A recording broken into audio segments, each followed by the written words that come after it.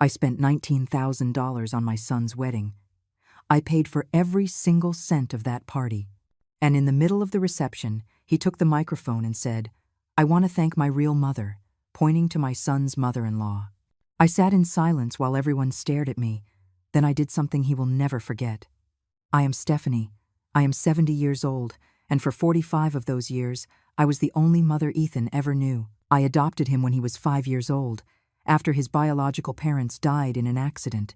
He was a shy, frightened boy who cried every night for his dead mother. I was a 25-year-old single woman. I worked double shifts at a garment factory to support him. I gave up my youth, my dreams, any chance of starting my own family. All for him. I gave him unconditional love, a private education, vacations I could never afford as a child. Ethan grew up spoiled, protected, wanting for absolutely nothing. I sacrificed everything I had and everything I was for that boy who was now publicly disowning me. When he turned 18, I told him the truth about his adoption. His reaction was cold, distant. "I already knew," he told me. "I always knew you weren't my real mother." Those words pierced me like knives, but I thought that with time, we would get past it. I was completely wrong. 3 years ago, Ethan met Ashley, a calculating woman who saw me as an obstacle from day one. She came from a wealthy family. Her mother, Carol, had properties, businesses, influence. Compared to that, I was just a retiree living on a modest pension in a simple apartment. To Ashley, I was an embarrassment to be hidden. Ashley began to whisper poison in my son's ear. "Your adoptive mother is so meddlesome," she would tell him. "My mother would never get so involved in our business." Ethan started to change. Visits became sporadic, phone calls shorter, his replies curt. With each passing day, my son drifted further away from me. But when they announced their wedding, I was ready to give everything for him, one more time. Ethan came to my house one afternoon, sitting on my sofa as if he were a stranger. "I need you to help with the wedding," he said without even a greeting. "Ashley's parents have already put in their share, but we need more money for the venue we want." I asked him how much he needed. $19,000. He replied without blinking. It was practically my entire life savings. The money I had saved from work, for medical emergencies, for my funeral, so I wouldn't be a burden to anyone. "That's a lot of money, Ethan," I told him. His response made my blood boil. "If you really loved me like you say you do, you wouldn't think twice." That night, I couldn't sleep. $19,000 represented 45 years of sacrifice, of working to exhaustion, of denying myself small pleasures to save every penny. But it was my son's wedding. I thought that maybe, after this gesture, he would remember everything I had done for him. I went to the bank the next day.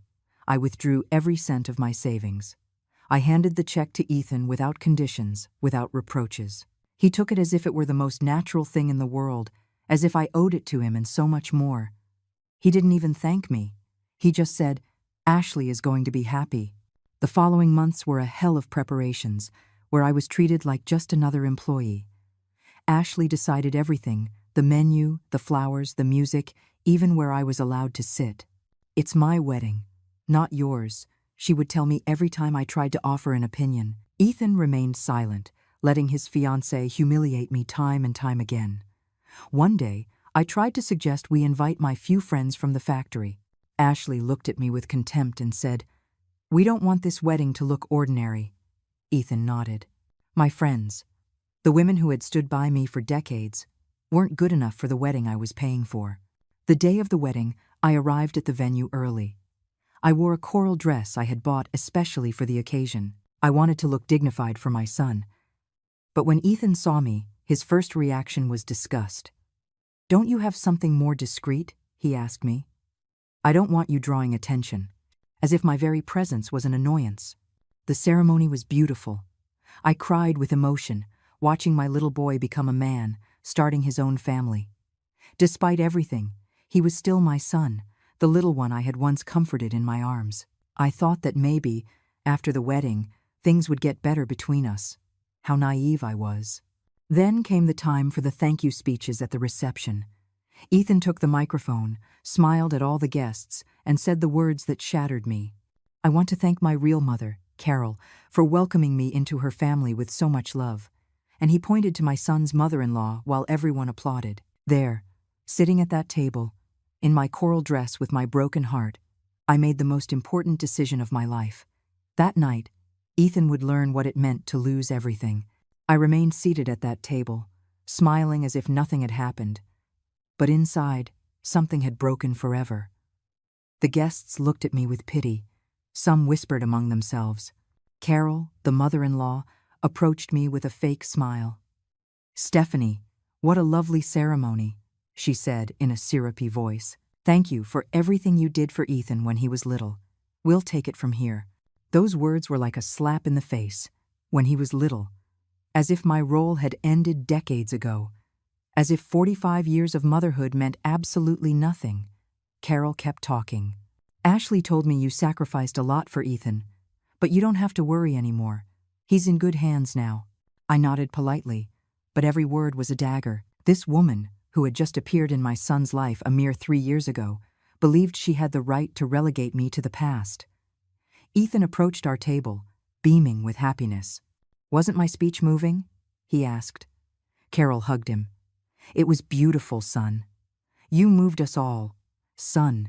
She called him son, my son, the boy I had raised, educated, and loved unconditionally for 45 years. Ethan smiled and hugged her back. "Thanks, Mom Carol, for all the support you've given Ashley and me." He didn't even look at me.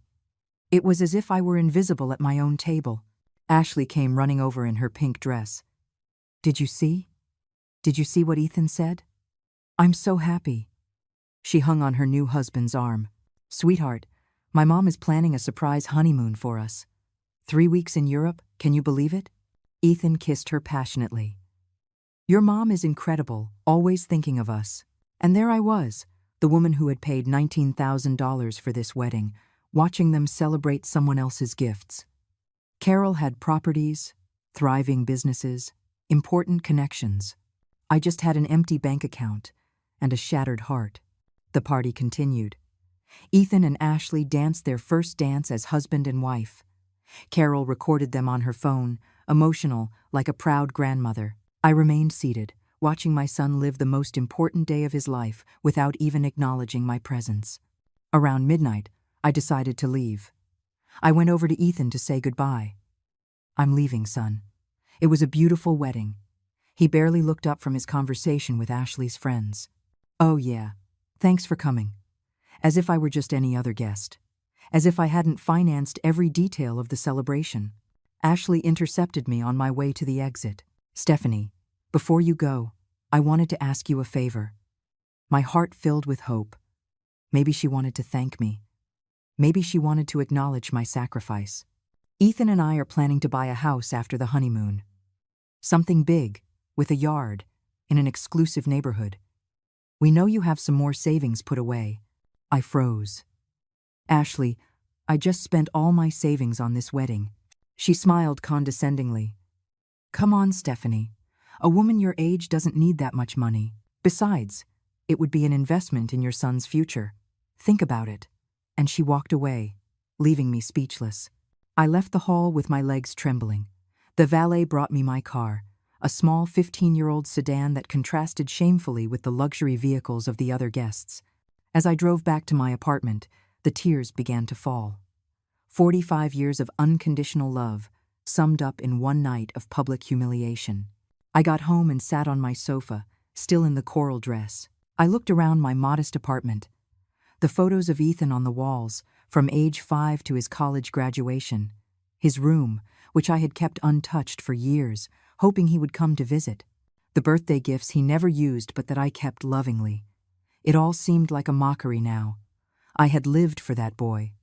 I had given up everything for him. And now, he had erased me from his life with a single sentence. My real mother, as if the previous 45 years had been a lie. I couldn't sleep that night. I tossed and turned, replaying every moment of humiliation. The way Ethan had introduced me as the lady who raised me to some guests. The way Ashley had ignored me during the toast. The comments I overheard in the restroom. That poor thing. It must be painful to see your son prefer another family.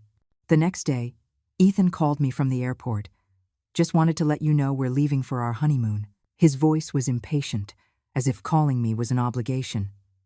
Oh, and Ashley wanted me to tell you that when we get back, we're going to need help with the expenses for the new house. You know, it's time for you to show how much you love me. Those words were the last straw. Ethan, I said, my voice trembling, I just spent all my savings on your wedding. He sighed with irritation. Mom, don't be dramatic. I know you have more money saved up. You've always been very frugal. The line went dead. He didn't even say goodbye. I stood there with the phone in my hand, processing what had just happened. My son had just asked me for more money the day after his wedding, after publicly humiliating me. And when I told him I had spent everything on him, he hung up on me. It was in that moment that something inside me changed. For 70 years, I had been a submissive woman who swallowed her pride and put others before herself. I had accepted humiliation, disrespect, mistreatment, always thinking it was my duty to suffer in silence. But that phone call woke me up. Ethan didn't see me as his mother. He saw me as an ATM. Ashley didn't respect me as the woman who had raised her husband. She saw me as a rival to be eliminated. Carol wasn't grateful to me for having cared for Ethan for decades.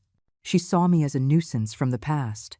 I walked to my bedroom and opened my dresser drawer. There, at the bottom, was an envelope I hadn't touched in years. An envelope containing documents Ethan had never seen. Documents that proved something he had never suspected. I took out the papers with trembling hands. Certificates of deposit, property deeds, insurance policies, the inheritance from my father, which I had kept secret for decades. The assets I had accumulated by working not only at the garment factory, but also by intelligently investing every extra cent. Ethan thought I was a poor retiree living on a miserable pension. He had no idea that his adoptive mother owned properties valued at hundreds of thousands of dollars. He didn't know I had bank accounts at 3 different banks. He didn't suspect that the woman he had just publicly humiliated was wealthier than his precious mother-in-law, Carol. I smiled for the first time in months. Ethan wanted to know what it was like to have a real mother. Ashley wanted to see how much money she could get out of me. Carol wanted to erase me from my son's life. Very soon, all 3 of them were going to find out who they were dealing with. I picked up the phone and dialed a number I had saved for years. Law Office of Miller, a professional voice answered. This is Stephanie Herrera.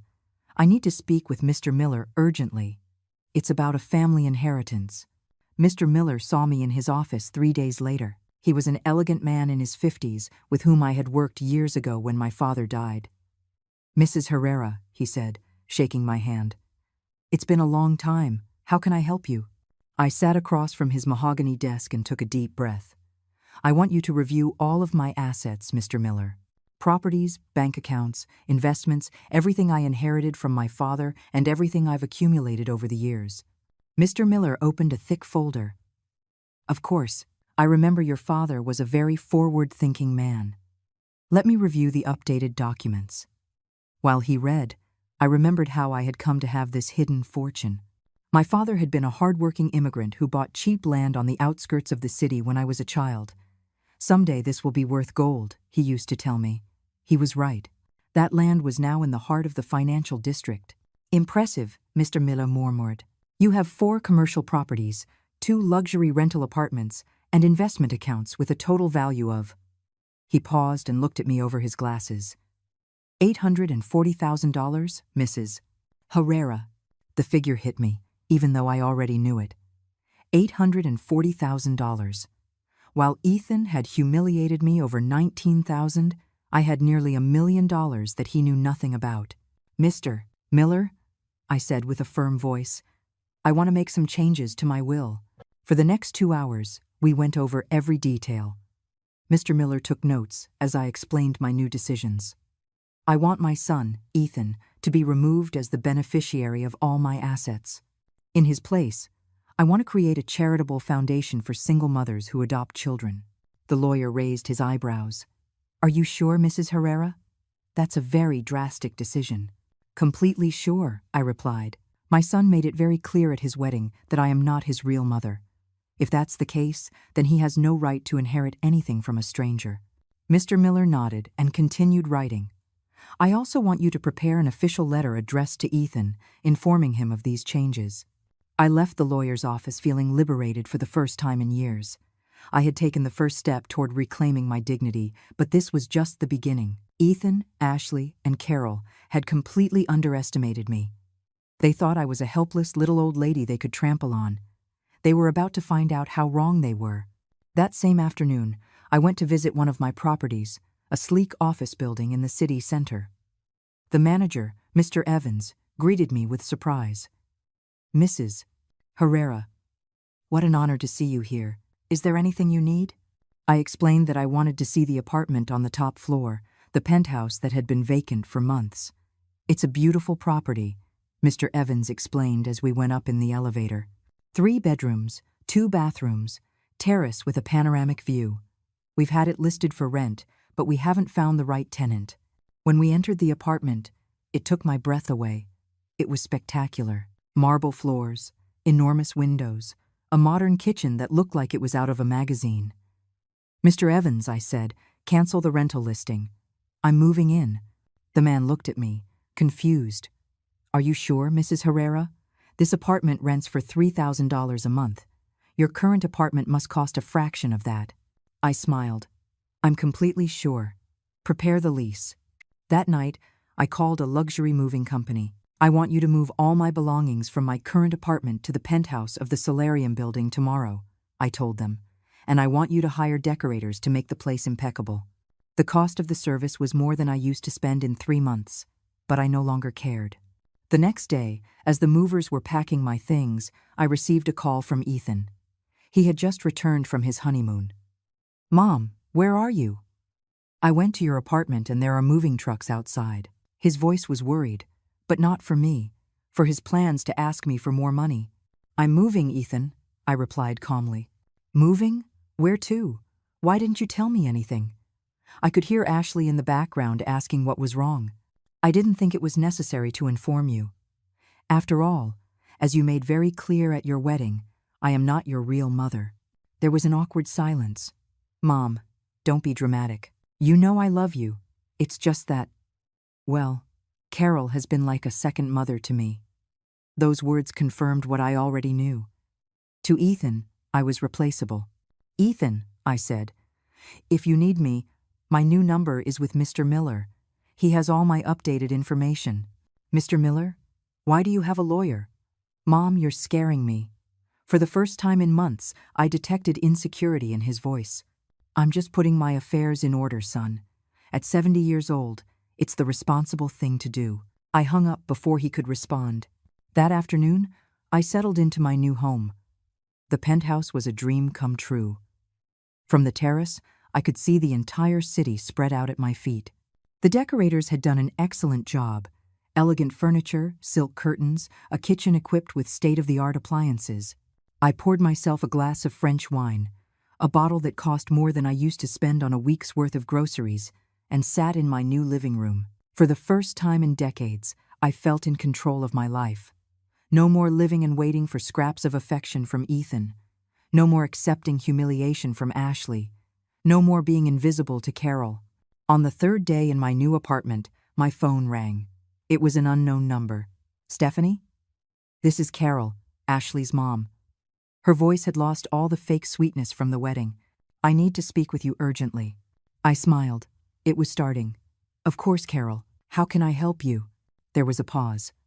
"Ethan told me you moved and that you have a lawyer. Ashley is very worried. Did something happen?" The concern in her voice was music to my ears. After decades of being ignored, now they needed answers from me. "Nothing serious happened," I replied calmly. "I just decided to make some changes in my life. At 70, one learns that life is too short to waste on people who don't value you." Another, longer pause. "Stephanie, could we meet? I think there's been a misunderstanding." "A misunderstanding? How interesting." When they humiliated me at the wedding, there were no misunderstandings. When Ethan asked me for more money the next day, there was no confusion. But now that I had disappeared from their lives, suddenly everything was a misunderstanding. "Of course, Carol, but you'll have to come to my new apartment. I don't go out as much as I used to." I gave her my new address, The solarium building was known throughout the city as one of the most exclusive. I knew Carol would recognize the address immediately. "The solarium building?" she asked, surprised. "Yes," I confirmed. "Penthouse, 25th floor. The doorman will announce you." I hung up, smiling. Carol arrived 2 hours later, accompanied by Ashley and Ethan. All three looked nervous when the doorman announced them. "They can come up," I said through the intercom. When the elevator doors opened on my floor, their astonished faces were my first victory. "Holy Mother," Ashley murmured, looking at the apartment. "How can you afford this?" Ethan walked through the living room as if he were in a museum, touching the furniture in disbelief. Carol maintained her composure, but I could see the confusion in her eyes. "Please, sit," I said, gesturing to the Italian leather sofa. "Would you like something to drink? I have French wine, Scotch whiskey, champagne." Carol politely declined, but Ethan couldn't hide his bewilderment. "Mom, where did you get the money for all this?"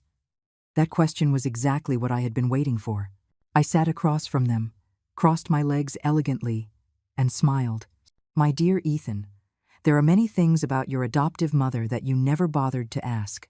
Ethan leaned forward, his eyes fixed on me. "What do you mean by that, Mom?" Carol and Ashley exchanged nervous glances.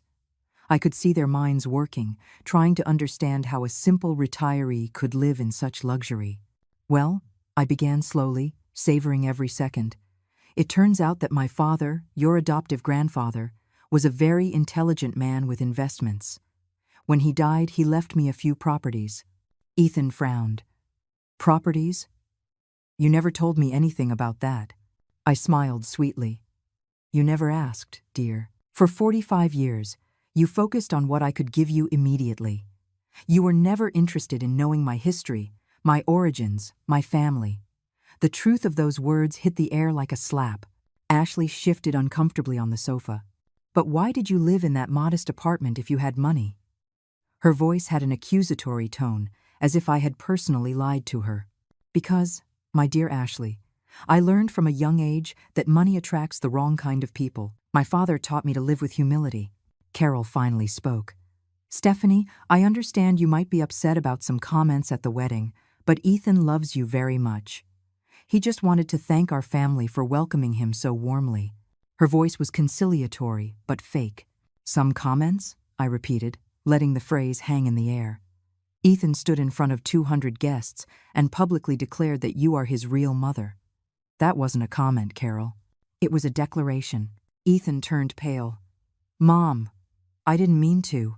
"You didn't mean to what, Ethan?" I interrupted. "You didn't mean to hurt me? You didn't mean to humiliate me? You didn't mean to erase 45 years of motherhood in a single sentence?" My voice had hardened. "Or maybe you just didn't want me to find out who you really are." The silence stretched for several minutes. Ashley fidgeted with her wedding ring. Carol maintained her forced smile.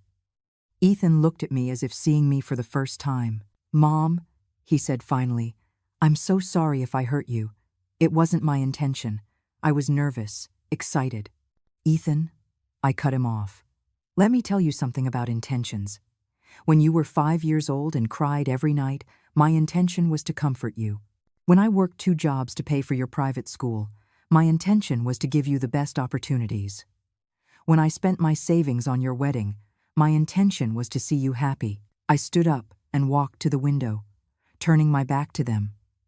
"But when you called me the day after your wedding, asking for more money, what was your intention, Ethan? When Ashley told me a woman my age doesn't need much money, what was her intention?"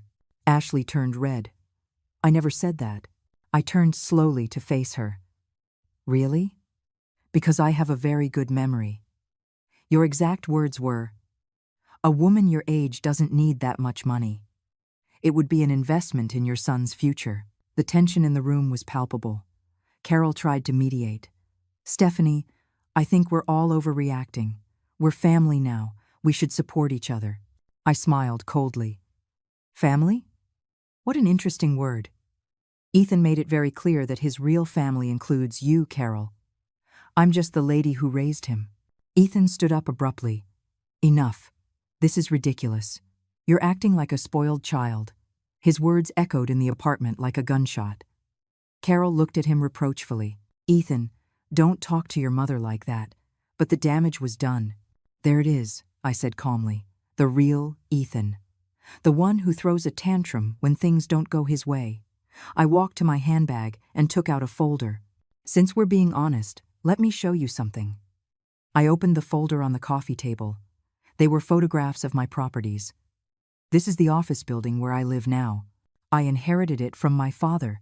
Ethan moved closer to get a better look. I also have this apartment complex in the Palermo district, Ashley gasped. And this shopping plaza downtown. Their faces reflected total disbelief. Carol stared at the photos as if they were alien documents. I also have investment accounts, I continued, and a few other minor properties. I closed the folder. In total, my net worth is $840,000. Ashley fainted. She literally slumped onto the sofa. Ethan rushed to help her while Carol fanned her with a magazine. $840,000? Ethan murmured. You had $840,000 and you let me spend my savings on medical emergencies last year? That question showed exactly who he was. Even in this moment of shock, he couldn't see beyond his own self-interest. Ethan, I said softly, during that medical emergency, did you ever once ask how I was doing? Did you worry about my emotional health? Or did you just want the money? Carol helped Ashley sit up. The young woman was pale and trembling. I don't understand, she babbled. If you had so much money, why did you act like you were poor? Why did you let us pay for things if you could have? Her indignation was fascinating, as if I had stolen something from her. Ashley, I replied, I never acted poor. I simply lived on my pension and kept my assets private. You all assumed that because I was a retiree who adopted a child, I must be poor. That was your assumption, not my reality. Ethan ran his hands through his hair, processing the information. Mom, this changes everything. We could have done so many things together. We could have what, Ethan? I interrupted. Could we have been a real family? Or could we have spent my money on things you wanted? The question hung in the air. Ethan couldn't answer because we both knew the truth. Carol cleared her throat.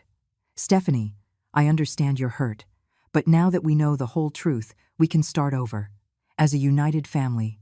I looked at this woman who had orchestrated my public humiliation and now wanted to start over, after discovering my fortune. Carol, I said with a smile, I'm afraid it's too late for that. I took another document out of my handbag. This is my new will. Ethan has been removed as a beneficiary of all my assets. All three faces went white simultaneously. In his place, I have created a foundation for single mothers who adopt abandoned children. The silence that followed was deafening. Ethan stared at me as if I had just shot him. Ashley began to sob. Carol maintained her composure, but her hands were trembling slightly. Mom, Ethan whispered, you can't do this. I'm your son. I smiled sadly. No, Ethan. As you made very clear at your wedding, I am not your real mother. And if that's the case, then you are not really my son. Ethan was paralyzed for several seconds, processing my words.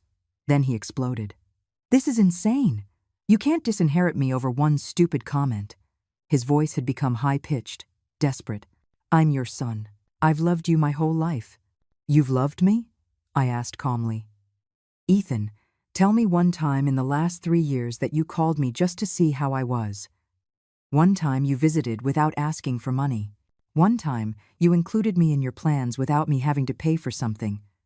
He fell silent. Ashley was sobbing on the sofa while Carol tried to comfort her. This is unfair, Ashley mumbled through her tears. We love him. My family welcomed him with love. The irony of her words was delicious. Now that they knew about my money, suddenly I was part of the family. Ashley, I said gently, when you told me a woman my age doesn't need much money, was that love? When you sat me at the back table at the wedding I paid for, was that family inclusion? When Ethan publicly thanked another woman as his real mother, was that respect? Carol finally spoke. Her voice had lost all pretense of sweetness. Stephanie, I understand you're hurt, but this is revenge. Are you really going to punish Ethan for the rest of his life over one mistake? Her words confirmed what I had always suspected. To her, I was just an obstacle between her new family and my money. It's not revenge, Carol, I replied. It's justice. Ethan made a conscious decision to replace me as his mother. Now he is living with the consequences of that decision. I walked over to the window, looking out at the city. Besides, I don't understand why you're so worried. According to Ethan, you are his real mother now. Surely you can provide for him. The silence that followed was telling. Ethan looked at Carol expectantly, but she looked away. The reality was that, despite all their posturing as a wealthy family, Carol's resources were nothing compared to mine. And now that Ethan knew how much money he had lost, Carol's support seemed insignificant. Mom, Ethan said, his voice now pleading, please, forgive me. I was an idiot. I was nervous at the wedding. I wanted to make a good impression on Ashley's family. I wasn't thinking about how you would feel. Tears began to roll down his cheeks. I love you. I've always loved you. You are my mother, my only mother. It was fascinating to see how $840,000 could awaken so much filial love. Ethan, I said, turning back to him, if you truly love me, then respect my decision. This isn't just about the wedding. It's about 3 years of disrespect, of constant requests for money, of being treated like an annoying obligation. Ashley stood up, swaying. This is my fault, she cried hysterically. I convinced him to say that. I wanted my mom to feel special. Her desperate confession revealed the manipulation I had always suspected. Ashley, I said, I appreciate your honesty, but that only confirms that you two planned my humiliation. Ethan approached me, trying to take my hands. Mom, please, we can fix this. We can be a real family. Ashley will apologize. I'll do anything you ask, but don't punish me like this. His eyes were red, his voice broken. It was the first time in years I had seen him show genuine emotion for me. Ethan, I sighed, do you know what the saddest part of all this is? It took you finding out about my money to remember that you love me. A week ago, when you thought I only had a meager pension, you hung up on me when I told you I had spent my savings on your wedding. Carol stood up abruptly. Well, this has been very emotional, but I think we all need time to reflect. Her change of tactic was obvious. She could no longer pretend this was just a family misunderstanding. She now knew she was dealing with a woman with enough resources to do whatever she wanted. You're right, I agreed. You do need time to process this, especially since there's more news. I pulled another document from my handbag. I've decided to move to Europe. I've already bought an apartment in Barcelona. All 3 faces filled with horror. I'm leaving in 2 weeks. You can't leave, Ethan shouted. This is your home. Your family is here. The desperation in his voice was palpable. Ethan, I replied, my home is where I am respected. My family are the people who value me. Clearly, that isn't here. Ashley clung to Ethan's arm. Tell her not to go. Tell her we'll do whatever it takes. It was pathetic to see how money had transformed her attitude toward me. The same woman who had told me I didn't need much money was now begging me not to leave. There is only one thing that would make me reconsider, I said slowly.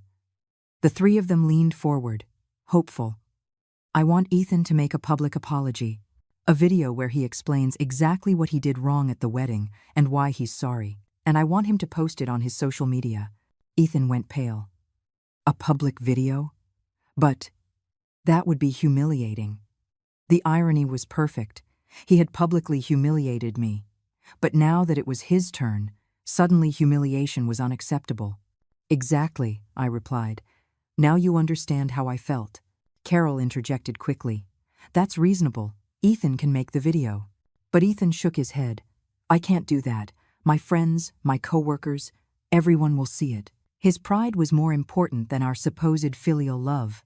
Then, I suppose there's nothing more to talk about, I said, walking toward the door. I'll see you out. Ethan grew desperate. Wait, give me time to think about it. But I had already made up my mind. His reaction had confirmed what I needed to know. Ethan, I said as I opened the door, you've had 45 years to think about our relationship.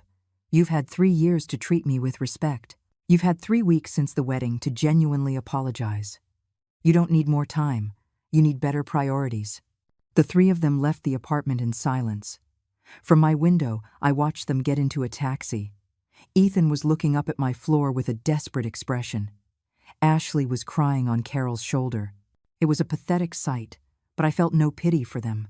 That night, I poured another glass of wine and sat on my terrace. The city spread out at my feet, glittering with thousands of lights. For the first time in decades, I felt completely free. No more begging for money, no more family humiliations. No more living for someone who didn't value me. My phone rang several times. Ethan, Ashley, even Carol sent me desperate messages, promises of change, pleas for forgiveness, offers of family therapy. I ignored them all. They had already had their chance to be a real family. They had wasted it. The next day, I received an unexpected call. It was Javier, an old friend from the garment factory. "Stephanie, I saw your son at the mall yesterday. He looked terrible. Is everything okay?" I smiled. News traveled fast. "Everything is perfectly fine, Javier." Finally, everything is as it should be. Over the next few days, Ethan intensified his attempts to contact me. Calls at all hours, desperate text messages, even flowers sent to my apartment. All his efforts were in vain. He had crossed a line from which there was no return. On the fourth day after our confrontation, I decided to go shopping. I had to prepare for my move to Barcelona and wanted to buy some elegant things for my new life. I chose the most exclusive jewelry store in the city, a place where only the truly wealthy shopped. When I entered the boutique, the saleswoman looked at me with some disdain. I was wearing simple clothes, nothing to indicate my true net worth. "How can I help you?" she asked condescendingly. "I'm interested in seeing some special pieces," I replied. "Diamond necklaces, perhaps some sapphires." The woman led me to a modest display case. "These are our more accessible pieces," she said, showing me jewelry she clearly considered appropriate for my budget. I smiled politely. "Excuse me, but I meant your truly special pieces, the ones you keep for VIP clients." Her expression changed slightly. "Those pieces are very expensive, ma'am. They start at $50,000. Her tone implied I couldn't afford them. "Perfect," I replied. "Show them all to me." I took out my platinum credit card and placed it on the counter. The saleswoman's eyes widened. As I was examining a spectacular diamond necklace, I heard familiar voices near the entrance. It was Ashley with Carol, apparently also out shopping. "We can't let her go to Europe," Ashley was whispering. "Ethan is a wreck. He hasn't slept in days." "I'll handle it," Carol replied with determination. "That woman just wants attention. We'll make her an offer she can't refuse." They approached the counter where I was, but they didn't see me immediately, because my back was to them as I tried on the necklace. "Excuse me," Carol said to the saleswoman. "We're looking for something special for a family reconciliation. Something to show how much we value someone." The saleswoman, who was now treating me like royalty after seeing my card, pointed toward the basic display cases. "We have some beautiful pieces over there." I turned around slowly. "Carol, what a coincidence to find you here." Ashley gasped when she saw me wearing the diamond necklace. It was a spectacular piece that glittered like fire under the jewelry store's lights. "Stephanie," Carol stammered, What a surprise." The saleswoman looked at us, confused. "Do you know each other?" "Oh, yes," I replied with a smile. "We're family." Or at least, that's what they thought. Carol turned red. "Stephanie, what a beautiful necklace. It must be very expensive." Her voice was strained, trying to keep up appearances. $65,000, I replied casually. "But I like it so much, I think I'll take it."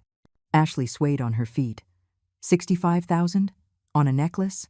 Her shock was delicious. This was the same woman who had told me I didn't need much money. Carol tried to regain her composure. "Stephanie, since we're here, I'd like to talk to you. Ethan is very sorry. He hasn't eaten in days. He can't work. Ashley is suffering a great deal too." Her words sounded rehearsed, as if she had practiced this speech. "What a shame," I replied, examining some sapphire earrings. "But I'm sure that you, as his real mother, will be able to comfort him." The saleswoman was following our conversation with fascination. She had probably never witnessed a family drama in her exclusive boutique. Ashley approached me desperately. Please, Stephanie. Ethan confessed everything to me. He told me you adopted him when he was little, that you gave up everything for him. I didn't know the whole story. Her tears seemed genuine, but they came far too late. Ashley, I said gently, 3 weeks ago at your wedding, when you publicly humiliated me, where were these tears of regret? When Ethan asked me for more money the next day, where was this understanding of my sacrifice? She couldn't answer. Carol intervened quickly. Stephanie, we understand we made mistakes. That's why we're here. We want to make peace. We want to buy you something beautiful as a symbol of our apology. She gestured toward the display cases. Choose whatever you like.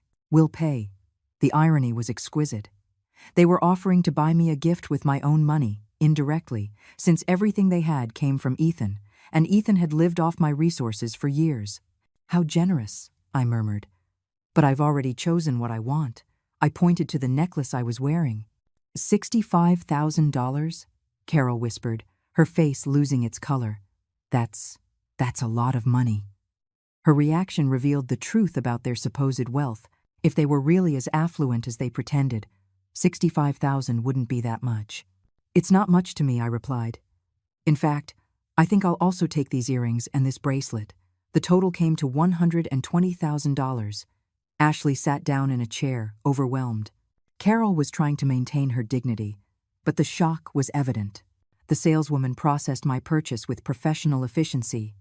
Will that all be on one card, ma'am?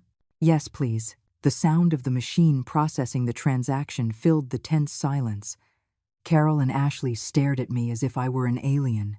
Stephanie, Carol said finally, you clearly have resources we were unaware of. This changes things. We could be partners in some businesses, form a real family alliance. Her change of tactic was so obvious it was pathetic. Carol, I replied, as I put away my new jewelry, when you thought I was poor, you treated me like trash. Now that you know I have money, you want to be partners. Don't you see the problem with that logic? Her silence was revealing. Ashley stood up, swaying. Stephanie, I know I don't deserve your forgiveness, but Ethan does. He truly loves you. He's considering making the video you asked for. That information caught my attention. Really? And what's stopping him? His pride, Ashley admitted. He's afraid his friends and colleagues will judge him. But I told him that if he really loves you, he should swallow his pride.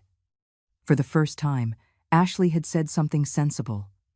It was ironic that she was the one who understood what Ethan needed to do. Well, I said, heading for the exit, when Ethan decides what's more important to him, my love or his public image, he knows where to find me. I left them there, processing my words and probably calculating how much money they had just seen leave my credit card. That afternoon, as I admired my new jewelry in my apartment, I reflected on the encounter. Seeing Carol and Ashley in that jewelry store had been revealing. Their shock at my spending power confirmed they had never taken me seriously as a person with resources. To them, I had always been the poor relative who needed their charity. My phone rang. It was Ethan. This time, I decided to answer. Hello, son. His voice was hoarse, exhausted. Mom, Ashley told me she saw you at the jewelry store. She told me what you bought. There was a pause. I didn't know you had that much money available for personal expenses. Ethan, I said, there are many things about me you never knew because you never asked. His breathing was heavy on the other end of the line. Mom, I'm considering making the video, but I need to know that you'll really forgive me if I do. That question revealed exactly who Ethan was. Even in his apology, he needed guarantees. He needed to know what he would get in return. Ethan, I replied, a genuine apology doesn't come with conditions. You either feel real remorse or you don't. You decide. Ethan hung up without responding. For the next 2 days, I heard nothing from him. Ashley sent me a few messages saying he was reflecting deeply on the video. Carol tried to call me several times, but I didn't answer. I had already said everything I had to say. On the 3rd day, as I was packing my belongings for the move to Barcelona, my phone exploded with notifications. Ethan had posted the video to his social media. With trembling hands, I opened the app to watch it. My son appeared on screen, clearly nervous, with deep dark circles under his eyes. Hi everyone, Ethan began, his voice cracking. I need to talk about something very important. 3 weeks ago, at my wedding, I made the biggest mistake of my life. He ran his hands through his hair, visibly distressed. I told everyone I wanted to thank my real mother, referring to my mother-in-law. My heart raced as I listened. What I didn't say that night is that my real mother, my only mother, is Stephanie Herrera. She adopted me when I was 5 years old, after my biological parents died. For 45 years, she gave me all her love, her time, her money, her dreams. Tears began to roll down Ethan's cheeks. My mom worked 2 jobs to pay for my private school. She gave up having her own family to take care of me. She spent all her savings on my wedding, $19,000 that she had saved her entire life. His voice broke completely, and I repaid her with public humiliation. I treated her like she was a nobody. I called her the day after the wedding asking for more money. I let my wife treat her badly. I allowed my mother-in-law to replace her. Ethan was now sobbing uncontrollably. I'm an ungrateful son who doesn't deserve the love of that extraordinary woman. The video continued for 5 more minutes. Ethan detailed specifically each of his failings, every moment of disrespect toward me. He admitted that he had known about the adoption from a young age, but had never truly thanked me for saving his life. He confessed that he had seen me as an ATM for years. My mother, Stephanie, has disinherited me, Ethan continued, and she has every right to do so. I destroyed our relationship out of vanity, for wanting to impress people who weren't worth it. If she decides to move to Europe and never see me again, I will understand, because I broke the heart of the one person who loved me unconditionally. The video ended with Ethan looking directly at the camera. Mom, if you're watching this, I want you to know that I am sorry for every second of pain I caused you. I don't expect your forgiveness. I just hope you find the happiness you deserve, with or without me. The screen went black. My tears were falling onto my phone as I read the comments. There were hundreds of them. You're a thankless brat, one person wrote. That woman deserves a better son, commented another. I hope your mother never forgives you, said a third. The video was going viral. My phone rang immediately. It was Javier, my friend from the factory. Stephanie, I just saw Ethan's video. Everyone is talking about it. Are you okay? His voice reflected shock and compassion. I'm fine, Javier, better than I've been in years. That boy looks destroyed, Javier continued. But what he did at that wedding was unforgivable. Are you really moving to Europe? I looked around my apartment, at the packed boxes, the plane tickets already purchased. Yes, Javier, it's time for me to live for myself. Over the next few hours, I received calls from people I hadn't heard from in years. Former coworkers, neighbors, even some distant cousins who had seen the video. They all expressed their support and their outrage at the treatment I had received. We always knew you were too good for him, my old supervisor from the factory told me. Ashley showed up at my apartment that same afternoon, unannounced. Her face was swollen from crying. Stephanie, please open the door. I know you're in there. Her voice was desperate. I finally opened it, more out of curiosity than compassion.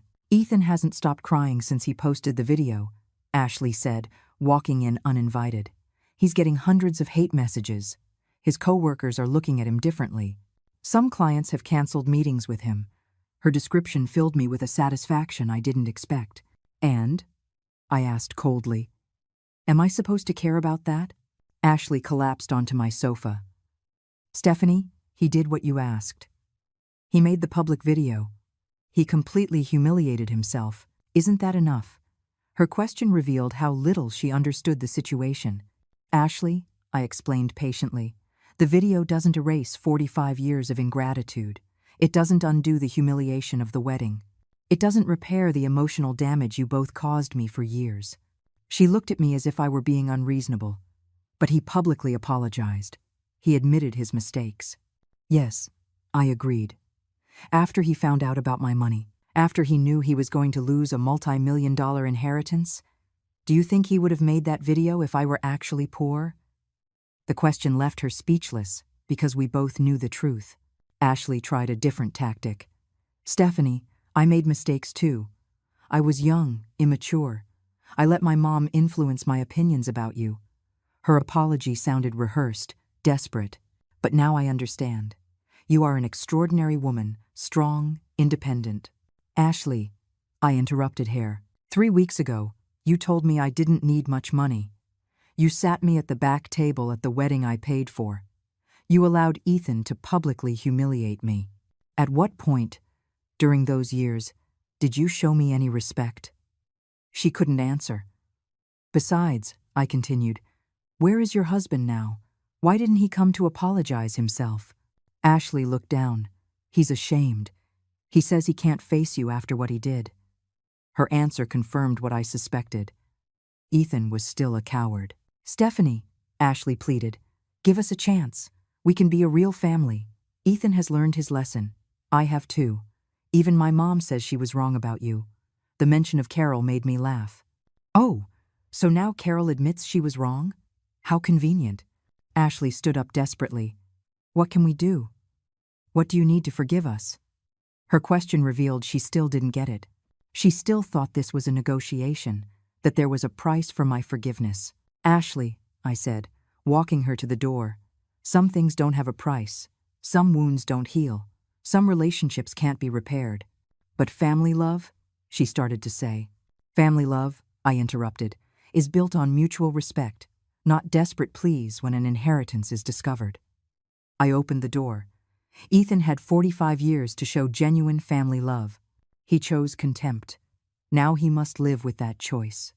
Ashley left in tears. From my window, I saw her get into a taxi, talking frantically on the phone, probably reporting back to Ethan that their latest strategy had failed. The viral video, the public pleas, the promises of change, nothing was working. That night, as I had dinner alone on my terrace, I received a message from Ethan. It was a picture of him in what looked like a doctor's office. Mom, I'm in therapy. I'm going to work on being a better person. I love you. I deleted the message without replying. His therapy came too late.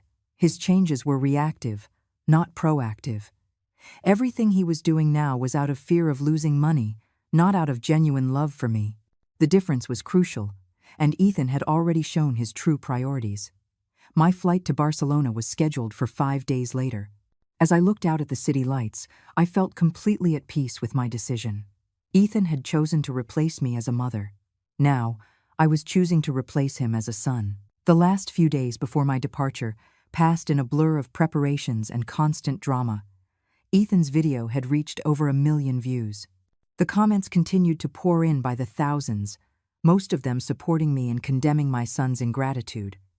Some local media outlets had even contacted Mr. Miller, asking for interviews with me. You've become a symbol for mothers mistreated by ungrateful children, Mr. Miller informed me during our last meeting. Women are sharing their own similar stories on social media. Your case has struck a very sensitive nerve in society. The irony was not lost on me. After decades of silence, I finally had a voice. 2 days before my flight, Ethan appeared in the lobby of my building. The doorman called to announce his presence. Tell him I'm packing, I replied. I don't have time for visitors. From my window, I could see him waiting on the street for hours like an abandoned dog. His presence annoyed me, but his desperation no longer moved me. That same afternoon, I received an unexpected call. It was Carol, but her tone had changed completely. Stephanie, I need to speak with you urgently. It's about my business. Her voice was tense, worried. Your business? I asked, intrigued. What does that have to do with me? The video scandal has affected my company, Carol admitted with difficulty. Some important clients have canceled their contracts. They say they don't want to be associated with a family that mistreated an adoptive mother. Her confession filled me with satisfaction.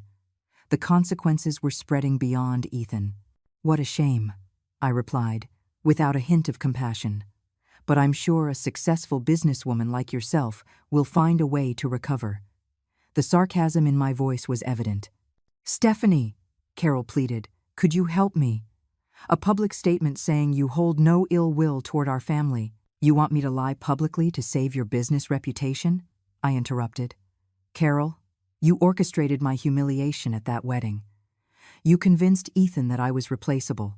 Now you are reaping what you sowed. I hung up before she could respond. The night before my departure, Ashley and Ethan showed up at my building together. This time they came up unannounced, probably by bribing the night doorman. When they knocked on my door, I was already in my pajamas, relaxing with a glass of wine. "Mom, please," Ethan shouted through the door. "Just give me 5 minutes. 5 minutes to explain everything." His voice was hoarse, desperate. "Ethan," I called back from inside, "you had 45 years to explain things. It's too late now. You can't punish me forever," he finally exploded. "I'm your son. You have to forgive me." His demand revealed his true character. Even now, he believed he had a right to my forgiveness, that I owed him something. "Ethan," I said clearly, "I owe you nothing. You owe me 45 years of gratitude that I never received." Ashley interjected, her voice pleading. "Stephanie, Ethan has lost 10 pounds. He can't work, he can't sleep. The doctors say he's severely depressed." Her words were meant to awaken my maternal compassion, but they only confirmed that Ethan was suffering from the consequences, not from genuine remorse. "Ashley," I replied, "when Ethan humiliated me at the wedding, were you worried about my mental health? When he asked me for more money the next day, did you think about my emotional well-being? Suffering is an excellent teacher. Maybe Ethan will learn something from it." They stayed outside my door for 2 hours, alternating between pleas and reproaches. They finally left when I threatened to call security. From my window, I watched them walk away, Ethan shuffling his feet like a defeated man. It was the image of justice in action. The morning of my departure dawned sunny and clear. As the moving service picked up my last belongings, I felt strangely light.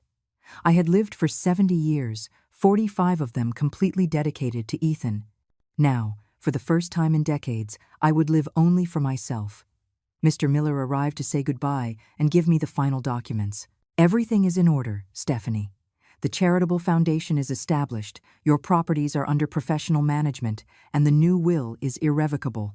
His words officially sealed my new life. "Is there any chance you'll change your mind?" Mr. Miller asked with professional curiosity. "Ethan seems genuinely repentant now." I smiled sadly. "Mr. Miller, Ethan is repentant of the consequences, not of his actions. If I were actually poor, do you think he would be in therapy and making viral videos?"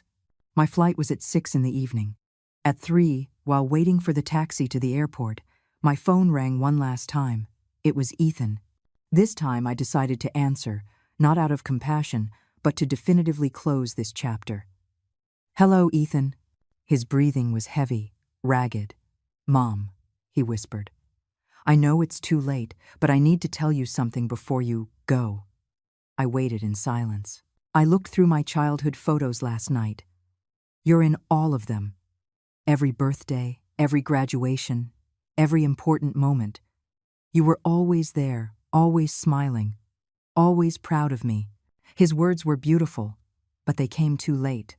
"Ethan," I said gently, "those photos were always there. My sacrifices were always evident. My love was always unconditional. You didn't need to lose an inheritance to realize that." The silence stretched between us. "Is there anything I can do?"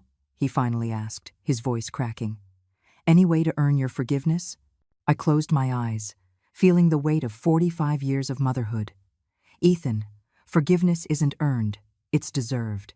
And that's built day by day, year after year, with respect and gratitude. You chose the opposite path.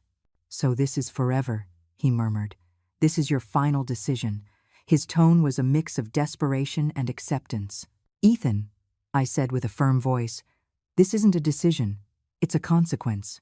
The natural consequence of your choices over many years." I hung up the phone and turned it off. My taxi arrived on time. As I left the building for the last time, carrying only a small suitcase with the essentials, I felt like a butterfly emerging from its chrysalis. 70 years to learn that self-love isn't selfishness, it's survival. The airport was full of families saying goodbye, couples embracing, children crying over temporary separations. I was walking alone toward my new life, but I didn't feel lonely. I felt free. Free from unrequited expectations, free from unvalued love, free from unrecognized sacrifices. As I waited in the departure lounge, I thought of the women I had known throughout my life, women who had sacrificed everything for their children, only to be forgotten or mistreated in their old age. My story had gone viral because it wasn't unique. It was universal. Flight 807 with service to Barcelona is now boarding, the airport announcer's voice said. I stood up, adjusted my handbag, and walked toward my new life. I didn't look back once. 6 months later, I was sitting on the terrace of my apartment in Barcelona, watching the sunset over the Mediterranean Sea. My new life had exceeded all my expectations. I had found peace, purpose, and, for the first time in decades, a genuine happiness that didn't depend on the approval of others. My apartment in the Gothic Quarter was perfect. 3 bedrooms with a sea view, decorated with furniture I had chosen, filled with plants I cared for, surrounded by neighbors who knew me as Stephanie, not as Ethan's mother. Here, I was simply an independent woman, living her best life. I had established a routine that filled me with satisfaction: painting classes on Tuesdays, volunteering at a center for single mothers on Thursdays, dinners with my new friends on Saturdays. For the first time in my adult life, my time belonged completely to me. No more waiting for calls that never came, no more canceled plans for someone else's whims. The charitable foundation I had created with my inheritance was thriving. Brave mothers had already helped 50 women who had adopted children without family resources. Seeing their faces of gratitude gave me more satisfaction than all the years of unacknowledged child rearing. These women valued my support because they understood the sacrifice. My Spanish phone rarely rang with drama. I had changed all my numbers, closed my old social media accounts, and completely cut ties with my past life. Mr. Miller sent me monthly reports on my properties, but didn't mention Ethan unless it was strictly necessary. One afternoon in November, as I was reading on my sofa, I received an unexpected email. It was from Javier, my old friend from the factory. Stephanie, I hope you are well in Barcelona. I'm writing because I thought you should know. Ethan got divorced. Ashley left him 3 months ago. He also lost his job because of the video scandal. He's living with Carol now. The news didn't surprise me. Ashley had shown her true colors when she thought I was poor. Once Ethan lost his status and money, it was logical that she would abandon him. I also wanted to tell you, Javier continued, that Ethan has been going to intensive therapy. The therapist says he's working on deep issues of abandonment and gratitude. I deleted the email without replying. Ethan's therapy, his divorce, his work problems, they were no longer my responsibility. For 45 years, I had carried his problems as if they were my own. Now, he would have to navigate his life without my emotional and financial safety net. A month later, in December, Mr. Miller called with news I had been expecting. Stephanie, Ethan is trying to contest the will. He hired a lawyer who is claiming you were not of sound mind when you made the changes. His legal strategy didn't surprise me. It was his last, desperate resort. Does he have any chance of success? I asked calmly. Mr. Miller laughed. None whatsoever. We have videos of you signing the documents, psychological evaluations confirming your mental clarity, and witnesses to your decision-making capacity. Besides, the judge has already seen the viral video where Ethan admits to his mistreatment of you. Perfect, I replied. Let him waste money he doesn't have on lawyers. It will be an additional lesson on the consequences of his decisions. Mr. Miller processed the documentation to defend my will, but we both knew it was a formality. Ethan had lost, legally and morally. In January, I received a letter that reached me through the Spanish consulate. It was from Ethan, handwritten on cheap paper. Mom, it began in a shaky script. I know I have no right to write to you, but I need you to know that I finally understand everything you did for me. Therapy has opened my eyes. The letter continued for 3 pages, detailing his therapeutic process, his revelations about his behavior, his plans to be a better person. It ended with, I don't expect your forgiveness, but I hope you know that your love was not in vain. I am trying to be the man you deserved as a son. I read the letter once and put it in a drawer. His words were beautiful, but they came too late. The Ethan who wrote that letter had always existed inside him. He had chosen to suppress it for decades out of vanity and convenience. His awakening was his responsibility, not my victory. In March, as I celebrated my 71st birthday in a restaurant overlooking the sea with my new Catalan friends. I reflected on my transformation. Carmen, a cheerful 68-year-old widow, raised her glass of cava. To Stephanie, the bravest woman we know. For daring to live for herself, added Isabel, a retired artist. For rejecting toxic love, added a third. For showing that it's never too late to reclaim your dignity. Their words moved me more than any congratulations Ethan had ever given me in decades. These women valued me for who I was, not for what I could give them. That night, in the privacy of my apartment, I allowed myself to cry for the first time since my arrival in Barcelona. Not from sadness, but from relief. I had spent 70 years learning a crucial lesson. Love that diminishes you is not love. It's manipulation. Family that only seeks you out in emergencies is not family. It's convenience. I took out a photo of Ethan from when he was 10 years old. It was a picture of us in a park, him smiling in my arms after I taught him how to ride a bike. "I loved you with all my heart," I whispered to the photo. "But loving doesn't mean allowing mistreatment. I hope you find the peace that I have found." I put the photo in the same drawer where his letter was. My past as a sacrificial mother was over. My future as a whole woman had begun. At 71, I had finally learned the most important lesson of my life. It is never too late to choose yourself. From my terrace, I could hear the waves of the Mediterranean breaking against the rocks. The sound reminded me that life, like the sea, is in constant motion. The tides change, storms pass, but the ocean remains. I, too, had learned to remain, but on my own terms. My phone vibrated with a message from the foundation. A new single mother had adopted twins and needed support. I smiled as I wrote my reply. This woman would receive all the help I never had, all the recognition I never received. Her gratitude wouldn't fill the void Ethan had left, but it would build something new and beautiful. As I put down the phone, I looked once more toward the infinite horizon. Barcelona had given me something I never thought possible at my age. A new beginning. I didn't regret adopting Ethan. I only regretted not understanding sooner that kindness should never be practiced at the cost of self-destruction. The Mediterranean wind rustled the curtains on my terrace as I prepared for bed.